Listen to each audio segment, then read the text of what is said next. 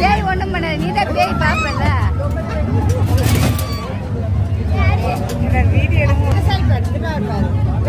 என்னதான் தெரியுது உனக்கு?